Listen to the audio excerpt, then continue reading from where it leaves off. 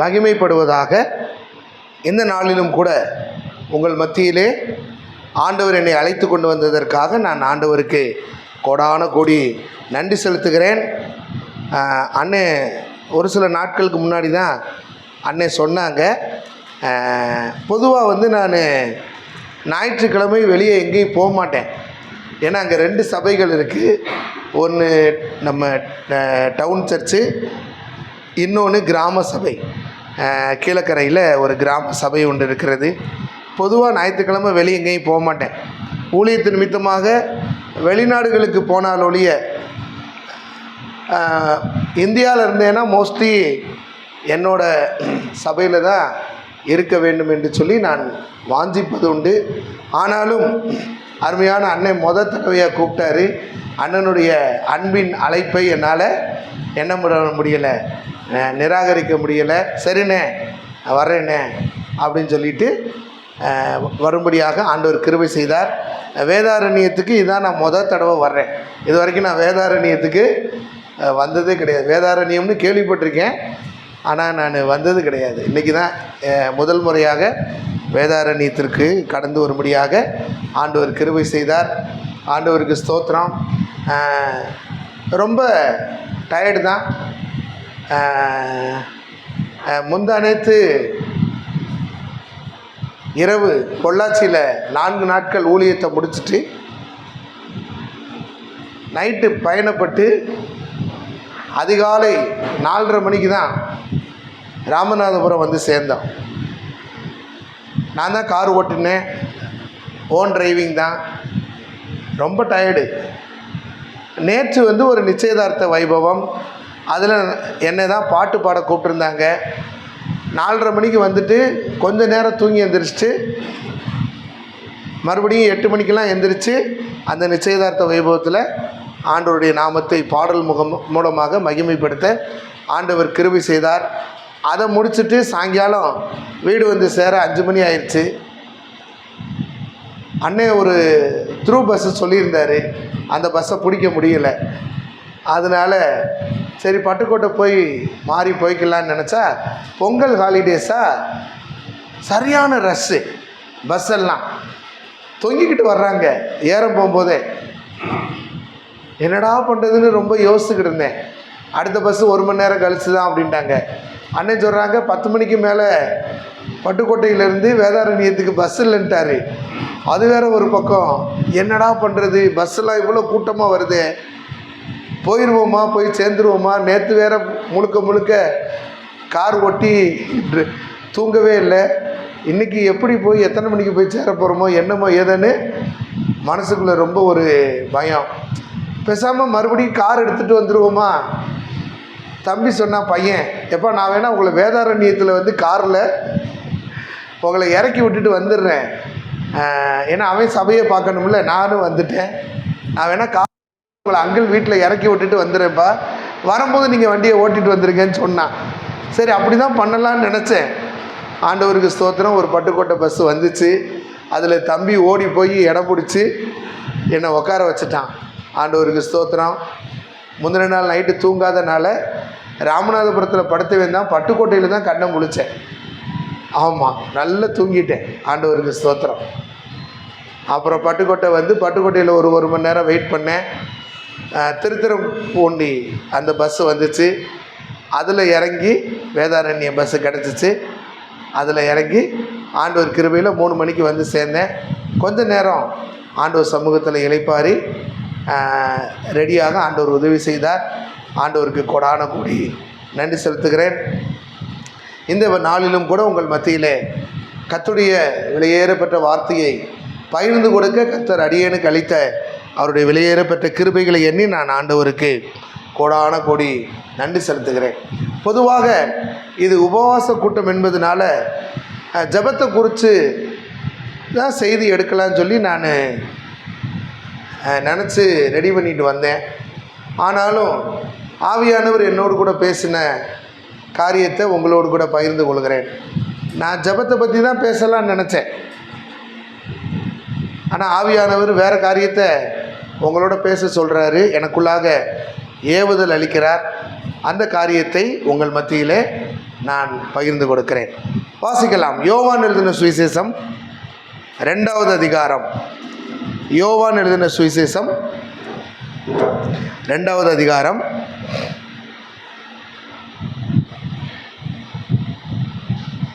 5வது வசனம். அவருடைய தாய் வேலைக்காரரை நோக்கி, அவர் உங்களுக்கு என்ன சொல்லுகிறாரோ அதின்படி செய்யுங்கள் என்றார். கர்த்தருடைய மகா பரிசுத்த நாமம் மகிமைப்படுவதாக. இயேசு கிறிஸ்துவின் தாயார் கானாவூர் கல்யாணத்திலே வேலைக்காரர்களை பார்த்து சொன்ன காரியத்தை தான் நாம் இப்பொழுது வாசிக்க கேட்டோம். அவர் உங்களுக்கு என்ன சொல்லுகிறாரோ அதன்படி செய்யுங்கள்.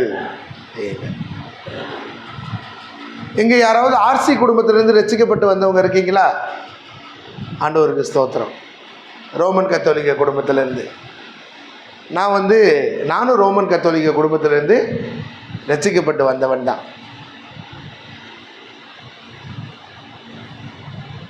அதாவது இந்த சம்பவத்தை ஒரு காலத்திலே தவறாக நாங்கள் புரிந்து கொண்டிருந்தோம். இயேசு கிறிஸ்து செய்த முதலாவது அற்புதம். இந்த அற்புதம் செய்கிறதுக்கே காரணமாக இருந்தது யார்? மாதா தான் காரணமாக இருந்தாங்க. மாதா சொல்லி தான் இயேசு கிறிஸ்து இந்த அற்புதத்தை செஞ்சார் அப்படின்னு தவறான கண்ணோட்டத்திலே வாழ்ந்து கொண்டிருந்தோம். இயேசு கிறிஸ்து இந்த உலகத்திலே 100% தேவனாகவும் 100% மனிதனாகவும் வாழ்ந்தவர். ஏதோ பாதிக்கு பாதி அவர் கடவுள், பாதிக்கு பாதி மனுஷன் கிடையாது. 100% காட், அதே நேரத்தில் 100% மேன். 100% தேவகுமாரன், 100% மனுஷகுமாரன். 100% தேவகுமாரனுக்கு தகப்பன் உண்டு, தாய் இல்லை. 100% மனுஷகுமாரனுக்கு தாய் உண்டு, தகப்பன் இல்லை. நல்லா புரிஞ்சுக்கணும். 100% தேவகுமாரனுக்கு தகப்பன் உண்டு, தாய் இல்லை. தகப்பன் யாரு? பிதாவாகிய தேவன். பிதாவுக்கு மனைவி இருக்கா? கிடையாது. அப்போ 100% தேவகுமாரனுக்கு தகப்பன் உண்டு, தாய் இல்லை. 100% மனுஷகுமாரனுக்கு தாய் உண்டு. யாரு? மரியாள். தகப்பன் கிடையாது. யோசேப்பு மரியாளுடைய கணவன் வளர்ப்பு தகப்பன் தானே ஒழிய அவர் யாரு கிடையாது? தகப்பன் கிடையாது. புரியுதா? ஆனால் நாங்கள் ரோமன் கத்தோலிக்கத்தில் தப்பாக புரிஞ்சுக்கிட்டோம். மாதாவை தெய்வத்தாயின்னு சொல்லுவோம். மாதாவை இயேசு கிறிஸ்துவோட தெய்வீகத்துக்கு தாயின்னு சொல்லுவாங்க, நம்புகிறாங்க. அதனால தான் அவங்களையும் தெய்வம்னு கும்பிட்றாங்க. என்னப்பா? இயேசு கிறிஸ்துடைய மனுஷீகத்துக்கு தான் மாதா தாயே தவிர இயேசு கிறிஸ்துடைய தெய்வீகத்துக்கு அவங்க தாய் கிடையாது.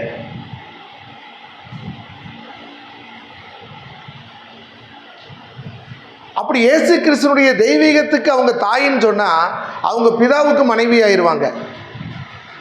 மாதா பிதாவோட மனைவியா? என்னப்பா? பிதாவோட மனைவியா? இல்லை.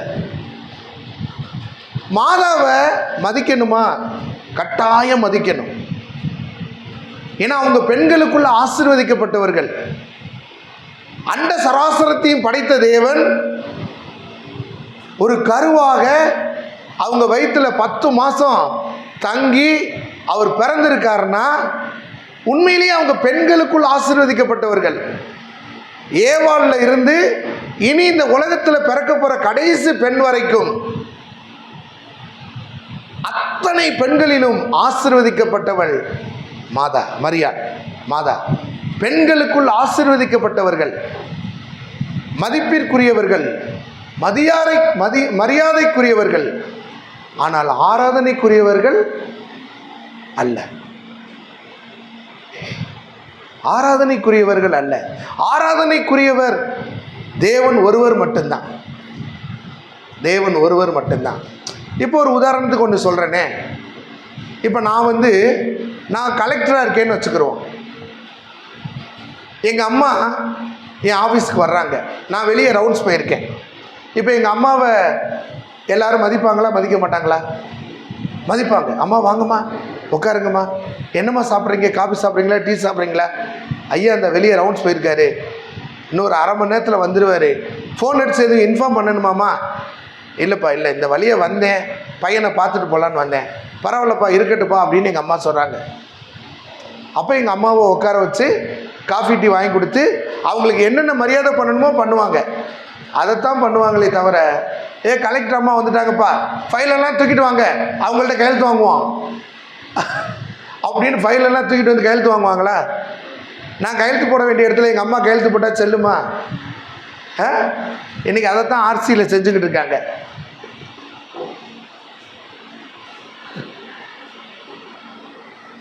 கலெக்டரோட அம்மா கலெக்டராக முடியாது. கலெக்டரோட அம்மா மரியாதைக்குரியவங்க. அவங்களுக்கு கலெக்டரோட அம்மான்றனால அவங்களுக்கு மரியாதை கொடுக்கணும், அவங்களுக்கு கனத்தை கொடுக்கணும், எல்லாம் பண்ணணும். அதை விட்டுவிட்டு அவங்கள என்ன பண்ணக்கூடாது? ஆராதிக்கக்கூடாது. நீங்கள் இயேசு கிறிஸ்து பிறந்த டயத்தில் 3 சாஸ்திரிகள் வந்தாங்களா? எனக்கு அதெல்லாம் சொல்ல நேரம் இல்லை. படித்து பார்த்தீங்கன்னா, அவர்கள் குழந்தையையும் அதன் தாயாகிய மரியாதையும் கண்டு சாஷ்டாங்கமாய் விழுந்து அதை பணிந்து கொண்டுன்னு வரும்.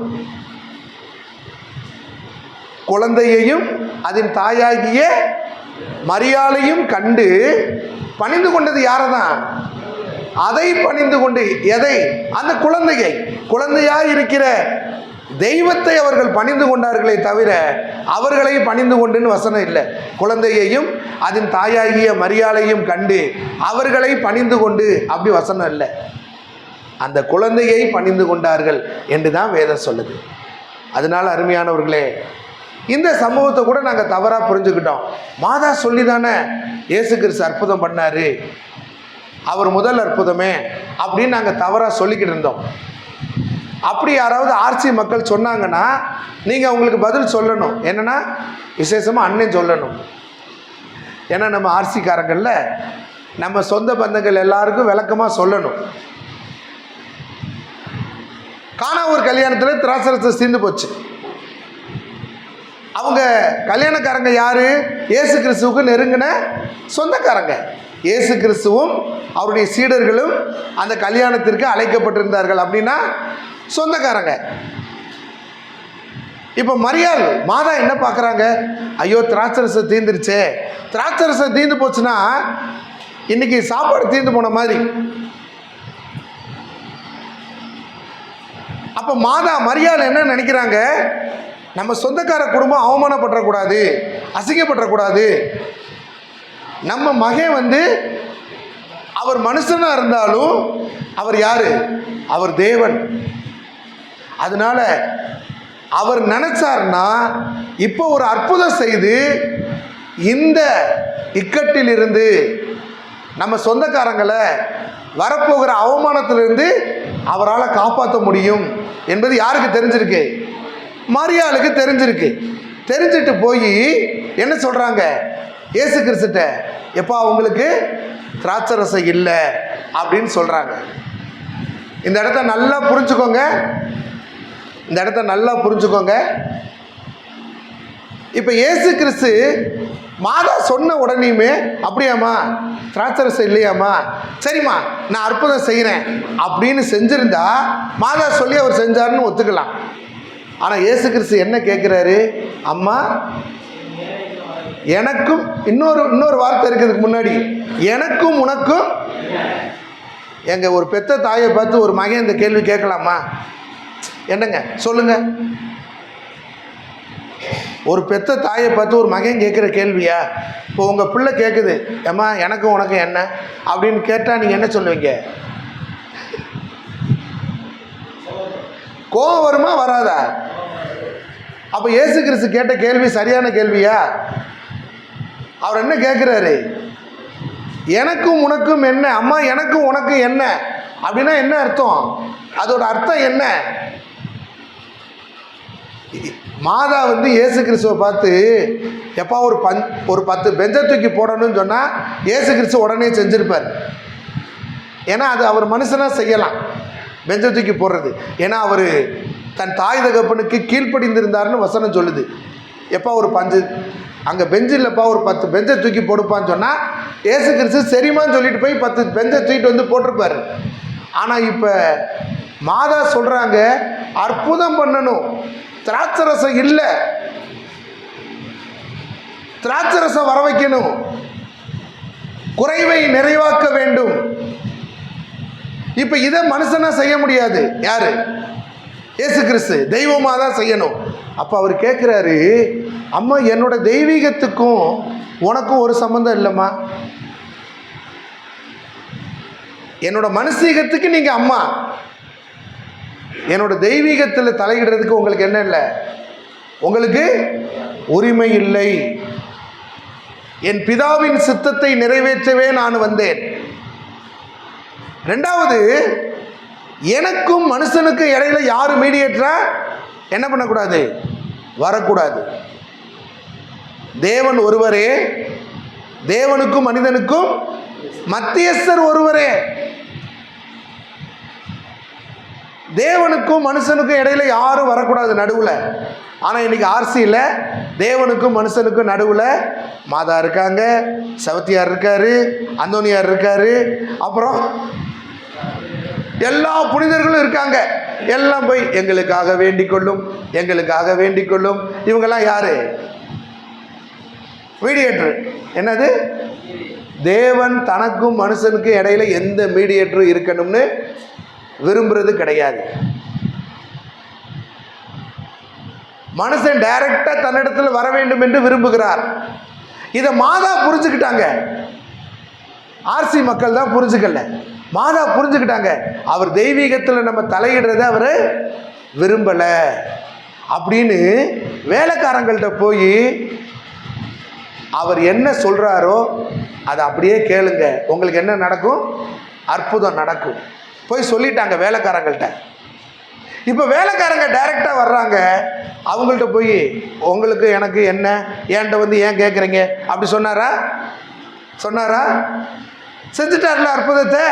அப்படின்னா என்ன அர்த்தம்? எனக்கும் மனிதருக்கும் நடுவிலே எவரும் என்ன பண்ணக்கூடாது, வேண்டிக் கொள்ள, ரெக்கமெண்ட் பண்ண, மீடியேட்டரா வரக்கூடாது அப்படின்றத ஆண்டவர் அங்கே என்ன பண்ணுறாரு, தெளிவாக சொல்கிறார். வேலைக்காரங்கள்ட்ட ஒரு வார்த்தை அந்த அம்மா சொல்லிவிட்டாங்க, அவர் உங்களுக்கு என்ன சொல்லுகிறாரோ அதன்படி செய்யுங்க. இன்னைக்கு நம்ம செய்தியோட தலைப்பே என்னன்னா, கீழ்ப்படிதல். என்னது? கீழ்ப்படிதல். ஆண்டவர் என்ன சொல்றாரோ அதுக்கு நம்ம அப்படியே கீழ்ப்படியணும். கீழ்ப்படியும் போது ஆசீர்வாதம். ஒன்று நல்லா தெரிஞ்சுக்கோங்க, கீழ்ப்படிதலுக்கு எப்பொழுதும் ஆசீர்வாதம் உண்டு. நான் அடிக்கடி செய்தியில் சொல்லுவேன், நல்லா கவனமாக கவனிங்க. நான் சொல்கிறத அப்படியே திரும்ப சொல்கிறவங்களுக்கு பரிசு தருவேன். சின்ன சின்ன கீழ்ப்படிதல் பெரிய பெரிய ஆசீர்வாதங்களை கொண்டு வரும். சின்ன சின்ன கீழ்ப்படியாமை பெரிய பெரிய ஆசீர்வாதங்களை தடுத்து விடும். யாராவது சொல்லுங்க, யாராவது ஒரு ஆள் சத்தமாக சொல்லணும்.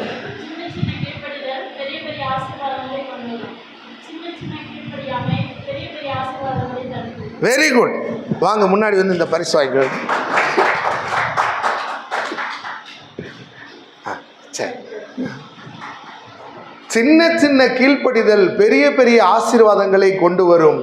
சின்ன சின்ன கீழ்ப்படியாமை பெரிய பெரிய ஆசீர்வாதங்களை தடுத்து விடும். ஆண்டவர் என்ன சொல்றாரோ அதுக்கு அப்படியே நம்ம கீழ்ப்படியும் பொழுது நமக்கு ஆசீர்வாதம் கிடைக்கும். இப்போ பாருங்க, இவங்களுக்கு என்ன இல்லை, திராட்சரசம் இல்லை. இப்போ ஆண்டவர்கிட்ட வேலைக்காரங்க வர்றாங்க, ஆண்டவர் சொல்றாரு, ஜாடிகளிலே தண்ணீரை நிரப்புங்கள். இப்போ நானும் நீங்களும் வேலைக்காரங்களாக இருந்தால் என்ன சொல்லியிருப்போம், ஆண்டவரே எங்களுக்கு தண்ணியெல்லாம் நிறையா இருக்குது, தண்ணி தேவையான அளவுக்கு தண்ணி எங்களுக்கு நிறைய இருக்குது, எங்களுக்கு வேண்டியது என்ன, திராட்சரசத்தை கேட்டு வந்தால் நீங்கள் தண்ணியை நிரப்ப சொல்கிறீங்க, தண்ணி எங்களுக்கு தேவையான அளவுக்கு இருக்குது, அப்படின்னு நம்ம சொல்லியிருப்போம். ஆனால் அந்த வேலைக்காரங்க அப்படி சொல்லலை. ஏன்னா மாதா சொல்லி விட்டாங்க, அவர் என்ன சொல்கிறாரோ அதை கேளுங்க, அதை கேட்டு நடங்க. வேலைக்காரங்க அந்த வார்த்தையை பிடிச்சுக்கிட்டாங்க. அவர் என்ன சொல்லுகிறாரோ அதன்படி செய்யுங்கள். இந்த வேலைக்காரங்க என்ன பண்ணாங்க? ஜாடிகளில் தண்ணியை நிரப்புனாங்க. எனக்கு பிடிச்ச வார்த்தை என்ன தெரியுமா? அந்த வசனத்தை வாசிங்க. 7-8 7ஆம் வசனம் வாசிங்க. 7ஆம் வசனம்.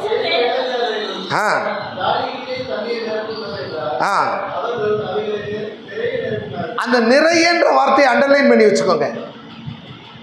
இயேசு கிறிஸ்து சொல்றாரு, ஜாடிகளிலே தண்ணீரை நிரப்புங்கள் அப்படின்னு சொன்னோன்னையுமே அந்த வேலைக்காரங்க என்ன பண்ணாங்களா? அவைகளை நிறைய நிரப்பினார்கள். நமக்கு வேண்டியது திராட்சை ரசம், இவர் என்னன்னா தண்ணியை நிரப்புங்கன்னு சொல்றாரு.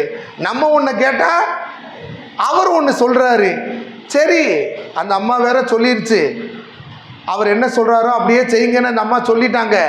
அதனால அந்த அம்மா சொன்னதுக்காக இவர் சொல்றதுக்காக ஏதோ ஒரு முக்கா ஜாடி என்ன பண்ணுவான்? தண்ணியை ஊற்றி வைப்போன்னு வைக்கல. தண்ணி தழும்ப அந்த 6 கற்சாடிகளும் நிரம்பும்படியாக அவைகளை அவர்கள் நிறைய நிரப்பினார்கள். அந்த நிறையன்ற வார்த்தை இருக்கு பார்த்தீங்களா, முழுமையான கீழ்ப்படுதலை காட்டுகிறது. அந்த நிறையன்ற வார்த்தை எதை காட்டுது? முழுமையான கீழ்ப்படுதலை காட்டுகிறது. முழுமையான கீழ்ப்படுதல். ஆண்டவர் ஒரு காரியத்தை நம்மகிட்ட சொல்லும்போது முழுசா கீழ்ப்படியணுங்க. அரைகுறையா கீழ்ப்படுகிறதுக்கு பேரு கீழ்ப்படுதல் கிடையாது, அது கீழ்ப்படியாமை. ஆண்டவர் என்ன சொல்றாரோ அதுக்கு முழு மனசோட முழுமையாக நாம் கீழ்ப்படிய வேண்டும். அந்த வேலைக்காரர்கள் ஜாடிகளை நிறைய நிரப்பினார்கள். ஒரு சம்பவத்தை வாசிங்க. லூக்கா எழுதின சுவிசேஷம் 5வது அதிகாரம் 4வது வசனம். லூக்கா எழுதின சுவிசேஷம் 5வது அதிகாரம் 4வது வசனம்.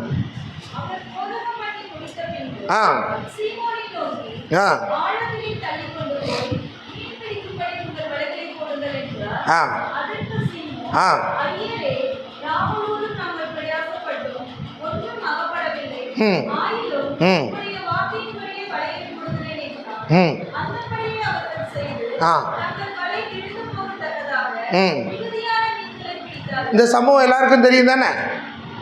ஆண்டவராகிய இயேசு கிறிஸ்து ஒரு கடற்கரைக்கு வர்றாரு. கொஞ்சம் உயரமான இடத்துல நின்று பேசினா நல்லா இருக்குமே அப்படின்னு பார்க்கும்போது அங்கே படகுகள் நிற்குது. அதில் ஒரு படகு பேதுருவோட படகு. அந்த படகுல நான் ஏறி பிரசங்கம் பண்ணிக்கவான்னு கேட்குறாரு. பேதுரு சரிங்க ஆண்டவரே, ஆண்டவர்னு தெரியாது, ஏதோ ஒரு போதகர், ஏதோ ஒரு பெரிய மனுஷன், சரி யூஸ் பண்ணிக்கோங்கன்னு சொல்கிறாரு. இப்போ ஆண்டவர் என்ன பண்ணுறாரு? அந்த படகு மேலே ஏறி பிரசங்கம் பண்ணி முடிச்சிட்டார். பிரசங்கம் பண்ணி முடிச்சோன்னையுமே பேதுரு ரொம்ப தேங்க்ஸ், உன் படகை கொடுத்ததுக்கு, tata bye bye see you அப்படின்னு சொல்லிட்டு போனாரா? இல்லை. பேதுருவோட நிலைமை தெரியும். நைட்டெல்லாம் வலையை போட்டு ஒரு மீன் கூட அகப்படலை, வெறும் வலையை அலசி வச்சுக்கிட்டு இருக்கான். ஆண்டவருக்கு தெரியும், எல்லாம் தெரியும். அதனால எனக்கு படகை கொடுத்து உதவி செஞ்சான்ல, இவனுக்கு நான் ஏதாவது உதவி செய்யணும் அப்படின்னு ஆண்டவர் நினைச்சார். நல்லா ஒன்று தெரிஞ்சுக்கோங்க, ஆண்டவர் அப்படின்னு சொன்னால் சில பேர் நினச்சிக்கிட்டு இருக்காங்க அவர் ஏடிஎம் மிஷின். அவர் என்னது? காடை சொருகுனா காசு வரணும். காடை சொருகுனா காசு வருமா? காசு இருந்தால் தான் வரும். காசு இருந்தால் தான் வரும். காடை சொருகுனா சும்மா காடை சொருகுனா காசு வராது. அப்போ நம்ம காசு அதில் போடணும், நம்ம அக்கௌண்ட்டில் போட்டால் தான் காடை சொருகுனா காசு வரும். அப்போ நம்ம ஆண்டவருக்கு உதவி செஞ்சால் தான் அவர் நமக்கு உதவி செய்வார். நீங்கள் கேட்கலாம், ஆண்டவருக்கு நம்ம உதவி செஞ்சால் தான் அவர் நமக்கு உதவி செய்வாரா? இது என்னங்க புது பிரசங்கமாக இருக்குது? நம்ம எப்படி ஆண்டவருக்கு உதவி செய்ய முடியும்? ஆண்டவர் சொல்கிறாரு, வஸ்திரம் இல்லாமல் இருந்தேன், எனக்கு வஸ்திரம் கொடுத்த, பசியாக இருந்தேன், எனக்கு சாப்பாடு போட்ட, தாகமாக இருந்தேன், எனக்கு தண்ணி கொடுத்த, ஆஸ்பத்திரியில் கிடந்தேன், என்னை விசாரிக்க வந்த, சிறைச்சாலையில் கிடந்தேன், என்னை பார்க்க வந்த, எப்போ ஆண்டவரே உங்களுக்கு நாங்கள் சட்டை எடுத்து கொடுத்தோம்? எப்போ ஆண்டவரே உங்களுக்கு சாப்பாடு போட்டோம்? எப்போ ஆண்டவரே உங்களுக்கு நாங்கள் தண்ணி கொடுத்தோம்? எப்போ ஆண்டவரே உங்களை ஆஸ்பத்திரியில் வந்து பார்க்க வந்தோம்? இந்த சிறியரில் ஒருவனுக்கு எதை செய்தீர்களோ எனக்கே செய்தீர்கள். நல்லா கவனிங்க. நீங்கள் ஆண்டவருக்கு உதவி செஞ்சால் உங்களுக்கு உதவி தேவைப்படும் பட்சத்தில் அவர் உங்களுக்கு உதவி செய்வார். பேதுரு ஆண்டவருக்கு உதவி செஞ்சான், தான் படகை கொடுத்து உதவுனான். ஆண்டவர் எனக்கு உதவி செய்தவனுக்கு நான் எப்படி உதவி செய்யாமல் போவது? ஆண்டவர் சொல்றாரு, பேதுரு கொஞ்சம் ஆழத்தில் போய் என்ன பண்ணு, வலையில் போடு. பேதுரு சொல்றாரு, ஆண்டவரே ராம் முழுவதும் நாங்கள் வலையை போட்டு காத்திருந்தோம், ஒரு மீன் கூட அகப்படலை. இப்போ பொழுது விடிஞ்சிருச்சு, நல்ல வெயில் வந்துருச்சு. இப்போ வலையை போட்டால் மீனுக்கு வலை தெரியும், வலை பக்கத்துலேயே வராது. முழு இரவும் வலையை போட்டுமே ஒரு மீனும் இல்லை. இப்போ உச்சி வெயில், இப்போ போய் வலையை போட சொல்கிறீங்களே, எங்கேருந்து மீன் வரும்? ஆனாலும் உம்முடைய வார்த்தையின்படி இங்கே பேதுரு கீழ்ப்படிஞ்சாரா கீழ்ப்படியலையா? பேதுரு அங்கே கீழ்ப்படிஞ்சு அற்புதத்தை பெற்றுக்கொண்டார் அப்படின்னு சொல்கிறவங்களாம் கையை தூக்குங்க. என்ன ஒரு கீழ்ப்படிஞ்சாருன்னு சொல்லிட்டு கையை தூக்காமல் இருக்கீங்க? கீழ்ப்படிஞ்சாருன்னு சொல்கிறவங்களாம் கையை தூக்குங்க. கீழ்ப்படிஞ்சாரா? சரி, கையை கீழே போட்டுக்கோங்க. கீழ்ப்படியலைங்க அப்படின்னு சொல்கிறவங்களாம் கையை தூக்குங்க. பேதுரு கீழ்ப்படியலை. பேதுரு கீழ்ப்படியலைங்க. என்னங்க வருஷமாக நாங்கள் கற்று வச்சிருந்த சத்தியத்தையே நீங்கள் இது புரட்டுறீங்க. ஆனாலும் உங்கள் வார்த்தையின்படி வலைய போடுறேன்னு போட்டார்ல, அதனால தானே அவ்வளோ மீன் கிடச்சிச்சு அப்படின்னு நீங்கள் கேட்கலாம். ஆண்டவர் என்ன சொன்னார்? வாசிங்க அதை.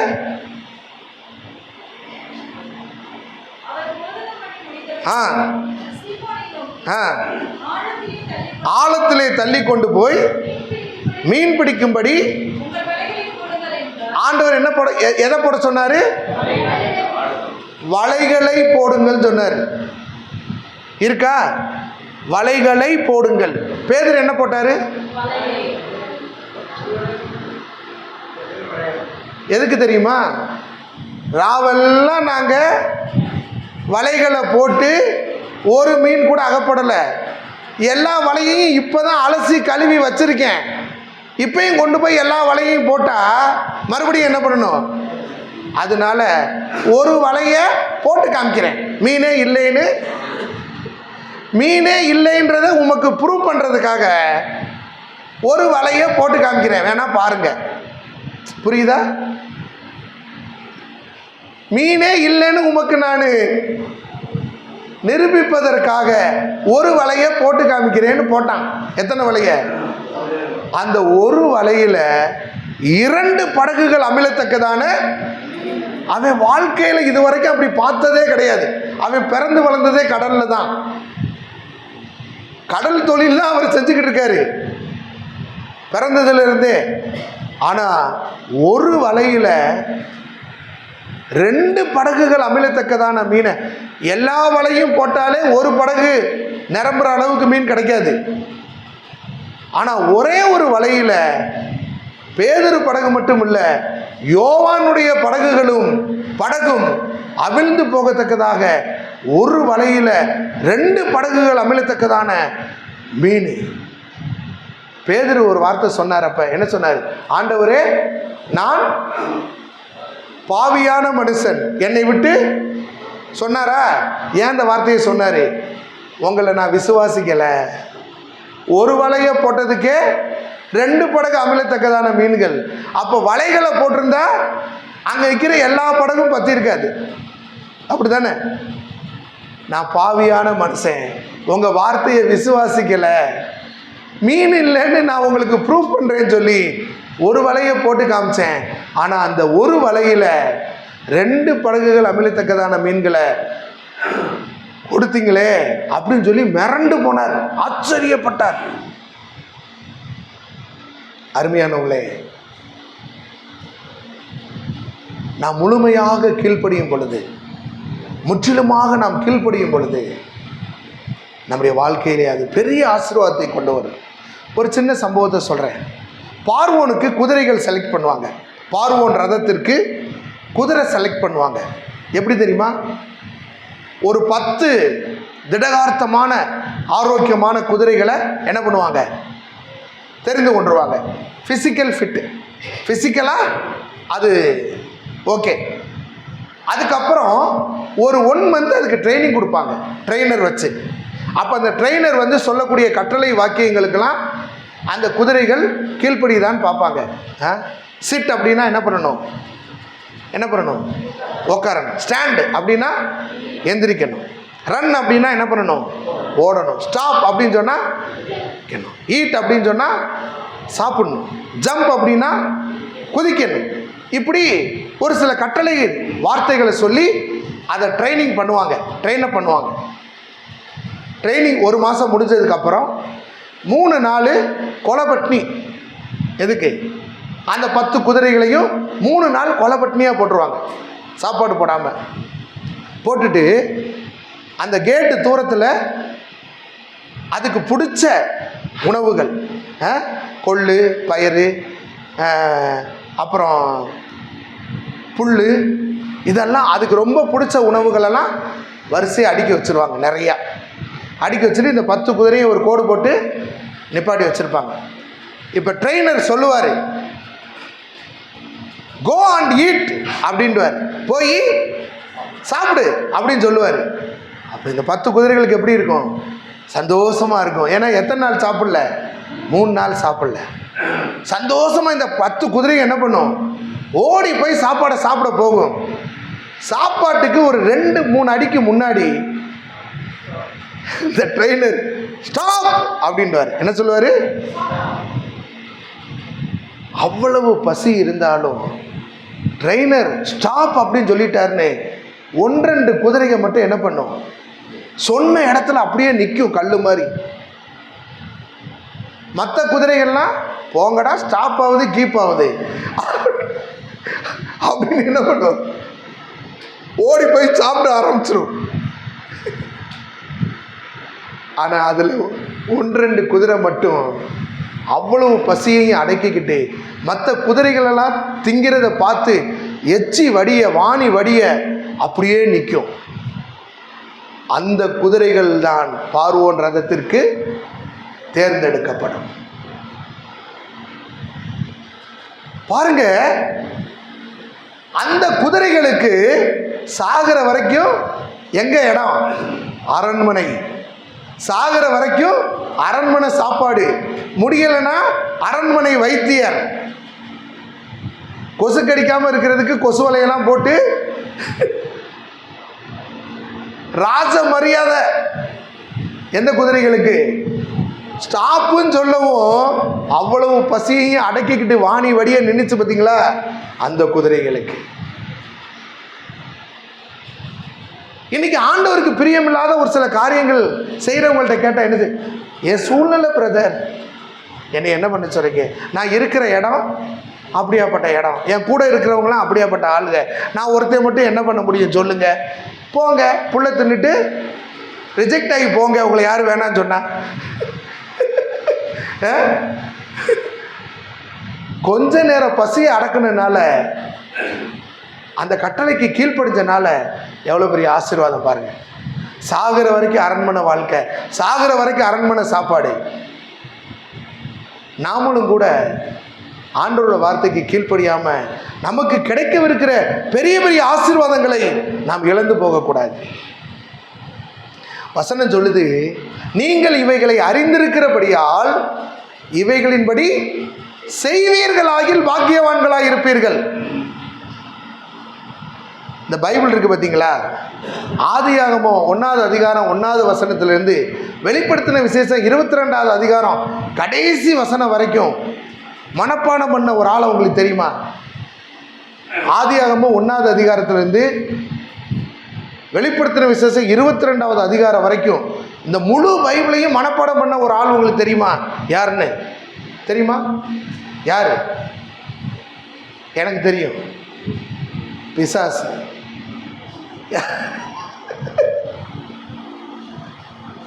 யாரு? சங்கீதம் 119 சொல்லுன்னா அவனுக்கு ஃபுல்லாக சொல்லுவான். ஆதியாகமம் 50வது அதிகாரம் சொல்லுன்னா ஃபுல்லாக மனப்பாடமாக சொல்லுவான். அவனுக்கு ஃபுல்லாக தெரியும். அதனால காலனா பிரயோஜனம் கிடையாது. ஏன்? அதுக்கு அவன் கீழ்ப்படுகிறது கிடையாது. ஸோ நம்மளுக்கு 1008 வசனங்கள் சத்தியங்கள் தெரியும், ஆனால் கீழ்ப்படிய தான் மாட்டான். அதிகாலையில் என்னை தேடுகிறவன் கண்டடைவான். இந்த வசனம் எத்தனை பேருக்கு தெரியும்? கைத்தி காமிங்க. அதிகாலையில் என்னை தேடுகிறவன், இந்த வசனம் தெரியும், ஆனால் நம்ம கீழ்ப்படுகிறோமா? வசனம் தெரியும், அப்போ தான் நல்லா தூக்கம் வருது பிரதர். கூட 1 மணி நேரம் தூங்குனா என்ன? லீவு தானே இன்னைக்கு. எந்திரிச்சு ஜெபம் பண்ணி என்னத்தை சாதிக்க போகிற? அப்புறமேட்டுக்கு ஜெபம் பண்ணிக்கலான்னு மனசு என்ன பண்ணும்? சொல்லு. நல்லா கவனிங்க. கீழ்ப்படியாமல் நமக்கு ஆசீர்வாதம் வரவே வராது. ஆண்டவருடைய வாக்குத்தத்தங்கள் கிட்டத்தட்ட 600க்கு மேலே இருக்குது வேதத்தில். எந்த ஒரு வாக்குத்தத்தமும் நிபந்தனைக்கு உட்பட்டு, நிபந்தனை இல்லாமல் இல்லை. எல்லா வாக்குத்தத்தங்களும் நிபந்தனைக்கு உட்பட்ட இவைகள். நீ இதை செஞ்சால் நான் உனக்கு இதை செய்வேன், நீ இதை பண்ணால் நான் உனக்கு இதை பண்ணுவேன். எல்லா வாக்குத்தத்தங்களும் நிபந்தனைக்கு உட்பட்டது. ஆனால் நமக்கு நிபந்தனை தெரியாது, வாக்குத்தத்தம் மட்டும் தெரியும். இப்போ ஒரு உதாரணத்துக்கு ஒன்று சொல்கிறேன். இந்த வசனம் யாருக்கெல்லாம் தெரியும்? நான் இன்று முதல் உங்களை ஆசீர்வதிப்பேன். தெரியுமில்லப்பா? உங்களுக்கு தெரியுமா? நான் இன்று முதல் உங்களை ஆசீர்வதிப்பேன். சகோதரர்களுக்கு தெரியுமில்ல? எல்லார் வீட்லேயும் போர்டு போட்டிருக்கோம், நான் இன்று முதல் உங்களை ஆசீர்வதிப்பேன். சரி, நீ என்ன பண்ணுனா நான் உன்னை இன்று முதல் உன்னை ஆசீர்வதிப்பேன் ஆண்டவர் சொன்னார். நிபந்தனை என்ன? அது எங்களுக்கு தெரியாது பிரதர். எங்களுக்கு ஆசீர்வாதம் மட்டும்தான் தெரியும். நீ இதை பண்ணுனா இன்னைக்கிலேருந்து உன்னை ஆசீர்வதிப்பேன்னு சொல்றாரு ஆண்டவர். நிபந்தனை என்ன?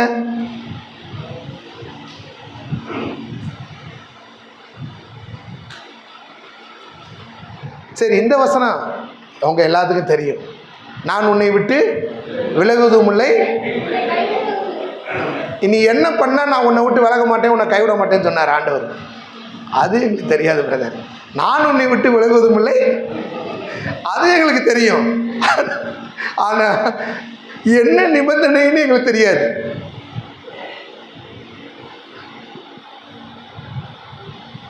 ஆசீர்வாதம் நம்ம கேட்கவே வேணாங்க. நிபந்தனையை நம்ம கை கொண்டா போதும், கீழ்ப்படிஞ்சா போதும். ஆசீர்வாதம் நம்மளை தேடி வரும். முதலாவது தேவனுடைய ராஜ்யத்தை, அவருடைய நீதியையும், அப்பொழுது இவைகள் எல்லாம் உங்களுக்கு. நம்ம நிபந்தனை ஆண்டவருக்கு பிரியமாக வாழ்ந்தா போதும், ஆண்டவருடைய கட்டளைகளுக்கு கீழ்ப்படிஞ்சா போதும், ஆசீர்வாதம் நம்மளை தேடி வரும். ராமநாதபுரத்தில் ஐஸ்வர்யாவுன்னு ஒரு ஹோட்டல் இருக்குது. நான் அப்பப்போ அங்கே போய் சாப்பிடுவேன். என் மனைவி ஊரில், எங்கள் மனைவி பெங்களூருக்கு ஊருக்கு போயிட்டாங்கன்னா அந்த ஹோட்டலில் தான் போய் சாப்பிட்றது. ஏன்னா மற்ற ஹோட்டலில் காட்டினா அது கொஞ்சம் ஸ்பெஷல். நம்ம போய் இட்லின்னு ஆர்டர் பண்ணால் போதும். தேங்காய் சட்னி வரும், தக்காளி சட்னி வரும், புதினா சட்னி வரும், மல்லி சட்னி வரும், அப்புறம் இது இட்லி பொடி வரும், சாம்பார் வரும். 4 இட்லின்னு சொன்னால் போதும். தேங்காய் சட்னி, தக்காளி சட்னி, புதினா சட்னி, மல்லி சட்னி, சாம்பார், இட்லி பொடி. அதெல்லாம் நான் கேட்கவே இல்லையே. 4 இட்லி தானே கேட்டேன். சர்வருக்கு தெரியும், இட்லியோடு சேர்த்து இதெல்லாம் என்ன பண்ணணும், கூட கொடுக்கணும். நான் போய் உட்காந்துக்கிட்டு எனக்கு 2 கரண்டி புதினா சட்னி கொண்டாங்க, எனக்கு 4 கரண்டி சாம்பார் கொண்டு வாங்க, எனக்கு கொஞ்சம் இவ்வளவு இட்லி பொடி கொண்டு வந்து வைங்க. தருவாரா? என்ன வேணும்? எனக்கு அதுதான் வேணும். இன்றைக்கி நம்மளும் கூட அப்படி தான் ஆண்டவர்கிட்ட போய், ஆண்டவரே எனக்கு நல்ல சுடிதார் வேணும், ஆண்டவரே எனக்கு நல்ல ஷூ வச்ச செருப்பு வேணும், ஆண்டவரே எனக்கு ஆண்டவரே நல்ல நல்ல டிசைனான சேலை வேணும் ஆண்டவரே. ஆண்டவரே எனக்கு நல்ல பேண்ட் ஷர்ட் வேணும் ஆண்டவரே. எனக்கு ஓட்டுறதுக்கு நல்ல பைக் வேணும் ஆண்டவரே. ஸ்டார்ட் பண்ணி கால்லாம் செத்து போச்சு, பட்டன் ஸ்டார்ட் பைக் வேணும் ஆண்டவரே. மலையில் நனைஞ்சிக்கிட்டு போகிறோம், ஒரு கார் ஒன்று இருந்தால் நல்லாயிருக்கும் ஆண்டவரே. இதுதான் நம்ம ஜபமாக இருக்குது. ஆண்டவர் சொல்கிறாரு, எப்பா இதெல்லாம் உனக்கு இதெல்லாம் உனக்கு நான் தர்றேன், நீ கேட்க வேண்டியதை கேட்க மாட்டேங்கிற. என்னது? ஆண்டவரே உமக்கு பிரியமான பிள்ளையா நான் வாழணும். ஒரு காரியத்தை கேட்டால் போதும், மிச்சம் எல்லாம் அவர் செஞ்சிருவார், மிச்சம் எல்லாம் அவர் பார்த்துப்பார். என் டைம் முடிஞ்சிருச்சு. ஒரு ராஜா குறை தீர்க்கும் நாள் வச்சுருந்தார். அப்போ நிறையா ஊர்கள்லேருந்து ஆள்கள் வந்திருந்தாங்க. அப்போ ஒரு ஊருக்காரர் சொன்னார், எங்கள் ஊரில் கரண்ட் வசதி இல்லை ராஜா, எங்கள் ஊருக்கு கரண்ட் வசதி கொடுங்க. ராஜா சொன்னார் மந்திரிட்ட, எப்பா எழுதிக்க. அடுத்த ஊருக்காரங்க வாங்க, எங்கள் ஊரில் பாத்ரூம் வசதி இல்லை, கழிவறை வசதி இல்லை. ராஜா மந்திரிட்ட, எப்பா எழுதி வச்சுக்கப்பா. ஓகே. அடுத்த ஊருக்காரங்க வாங்க, எங்கள் ஊரில் குடி தண்ணி வசதி இல்லை. ராஜா மந்திரிட்ட, எப்பா எழுதி வச்சுக்க. அடுத்து எங்கள் ஊரில் இப்படி ஒரு சரியான ரோடு வசதி இல்லை, ரோடு போடாமல் இருக்குது. ஓகே எழுதி வச்சுக்கப்பா, எழுதிக்க. கடைசியாக ஒரு ஊருக்காரர் வந்தார். ராஜா எங்களுக்கு எதுவும் வேணாம் ராஜா, ஒரு 2 நாள் எங்கள் ஊரில் வந்து நீங்கள் எங்கள் கூட தங்கி இருக்கணும். என்னது? ஒரு 2 நாள் எங்கள் ஊரில் எங்களோட வந்து நீங்கள் தங்கி இருக்கணும் ராஜா. ராஜாவுக்கு ரொம்ப சந்தோஷம். அப்படியா? எல்லாரும் ஒவ்வொரு வசதி கேட்டாங்க. நான் வந்து உங்கள் ஊரில் 2 நாள் தங்கணுமா? அதான் உங்கள் ஆசையா? சந்தோஷம் அப்படின்னு. மற்றவங்களுக்கெல்லாம் ரோடு மட்டும் போட்டு கொடுத்தாங்க, கரண்ட் லைன் மட்டும் போட்டு கொடுத்தாங்க, கொலா லைன் மட்டும் போட்டு கொடுத்தாங்க, கழிப்பறை வசதி மட்டும் பண்ணி கொடுத்தாங்க. ராஜா 2 நாள் தங்கணுமே, அவர் எந்த ரோட்டில் போவார்? பள்ளம் படுகொலியிலே போவார்? ரோடு போட்டாச்சு. ராஜா காட்டில் போய் வெளியே போவார்? அங்கே கழிவறை வசதி வந்துருச்சு. ராஜா 2 நாள் அங்கே குடிக்கணுமே நல்ல தண்ணி வந்துருச்சு. மற்ற ஊருக்காரங்க கேட்டால் எல்லா வசதியும் எங்கே வந்துருச்சு? ஒட்டு மொத்தமாக அங்கே வந்துருச்சு. ஏன்? 2 நாள் ராஜா தங்கணுமே அங்கே வந்துருச்சு. மற்ற ஊருக்காரங்க பார்த்தாங்க, அவன் தெளிவானவனாக இருக்கான்டானே, நமக்கெல்லாம் ஒன்று கேட்டு ஒன்று தான் கிடச்சிச்சு. அவன் ராஜாவையே ஐஸ் வச்சு 2 நாள் எங்கள் ஊரில் தங்கினா போதும்னு ஐஸை வச்சு எல்லா வசதியும் வாங்கிட்டாங்கடா, நம்ம தாண்டா கேன போயில்க அப்படின்னு சொல்லி எல்லாரும் வருத்தப்பட்டாங்களாம். அது மாதிரி நம்ம ஆண்டவர்கிட்ட, அப்பா உமக்கு பிரியமானதை செய்ய எனக்கு கற்றுச்சாரும், உமக்கு பிரியமான பிள்ளையா என்னை மாற்றுங்கப்பா அப்படின்னு நம்ம கேட்டால் போதும். அவருக்கு பிரியமான பிள்ளையா நம்ம வாழ ஆரம்பிச்சிட்டோம்னா நமக்கு என்னெல்லாம் செய்யணும்னு அவருக்கு தெரியும். நமக்கு என்னெல்லாம் செய்யணும்னு. இப்போ நம்ம ஸ்டேட்டோட, நம்ம மாநிலத்தோட முதலமைச்சர் மு.க. ஸ்டாலின், அவருக்கு என் மேலே பிரியம் வந்துருச்சுன்னா எனக்கு என்ன பண்ணுவார்னு நினைக்கிறீங்க? என் மேலே அவருக்கு பிரியம் வந்துருச்சு, என்ன பண்ணுவார்? என்னங்க பண்ணுவார் எனக்காக? அவரால் என்ன பண்ண முடியும்? என்ன வேணாலும் பண்ண முடியும். என்னங்க, ஒரு 100 ஏக்கர் புறம்போக்கு இடத்த என் பேரில் எழுதி வைக்க முடியுமா? முடியாதா?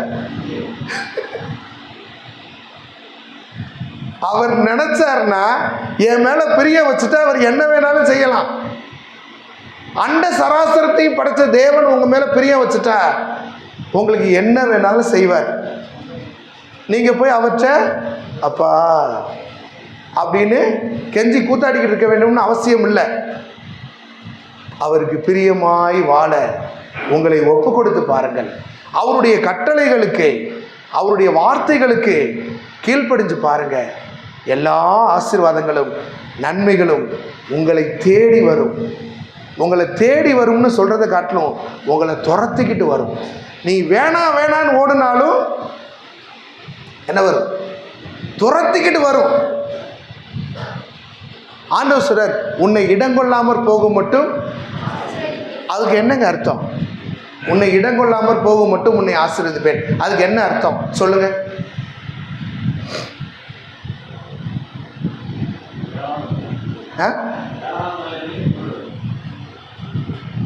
உன்னை இடங்கொள்ளாமற் போக மட்டும் ஆசீர்வதிப்பேன்.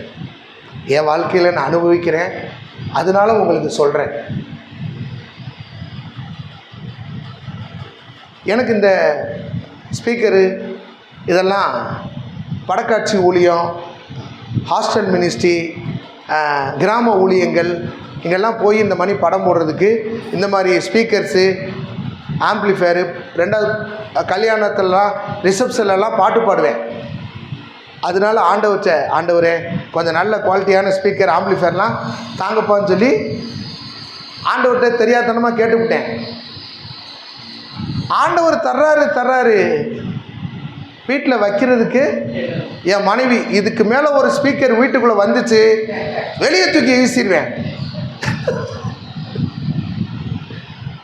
எத்தனை ஸ்பீக்கரையா? இதுக்கு மேலே வரட்டும் ஒரு ஸ்பீக்கரு, தூக்கி வெளியே போடலைன்னா பாருங்க. அப்படி உங்கள் வீட்டில் உங்கள் மனைவி சொல்லியிருக்காங்களா? இன்னொரு பீரோ வீட்டுக்கு வந்துச்சு தூக்கி வெளியே போட்டுருவேன். எத்தனை பீரோ வீட்டில் அப்படி உங்கள் மனைவி சண்டை போட்டிருக்காங்களா? என் மனைவி, எத்தனை பீரோயா உனக்கு இருக்கிறது? 4 பேர், 6 பீரோவா? இன்னொரு தடவை ஒரு பீரோ வந்துச்சு என்ன பண்ணுவேன்? தூக்கி வெளியே போட்டுருவேன். சண்டை. இருக்கிறது 4 பேர், 6 கட்டில், இன்னொரு ஒரு கட்டில் வந்தா என்னது? தூக்கி வெளியே வீசிடுவேன். அதுக்கு பேர் தான் இடம் கொள்ளாமல் ஆசீர்வதிக்கிறது. கேட்குறது இல்லைங்க, கொடுத்துக்கிட்டே இருக்காரு. இதுக்கு மேலே ஒன்று வந்துச்சு வெளியே தூக்கி வீசிடுவேன் அப்படின்னு சொல்கிற அளவுக்கு இடமில்லை அப்படின்னு சொல்கிற அளவுக்கு ஆண்டவர் ஆசீர்வதிக்கிறார். அவருக்கு நம்ம கீழ்ப்படிஞ்சு நடந்தால் போதும், அவருக்கு பிரியமாக நடந்தால் போதும். ஆசீர்வாதம் நம்மை தேடி வராது, நம்மளை துரத்திக்கிட்டு வரும். நீங்கள் வேணான்னு சொல்லிட்டு ஓடினாலும் உங்கள் பின்னாடி உங்களை துரத்திட்டு வரும். நமக்கு தேவையான அத்தனையும் தந்து அவர் நம்மை கனப்படுத்துவார், ஆசீர்வதிப்பார். நம்ம செய்ய வேண்டியதெல்லாம் ஒன்றே ஒன்று, அவர் வார்த்தைக்கு கீழ்ப்படிவோம், அவருக்கு பிரியமாய் வாழ்வோம். தேவனுடைய நாமம் மகிமைப்படுவதாக.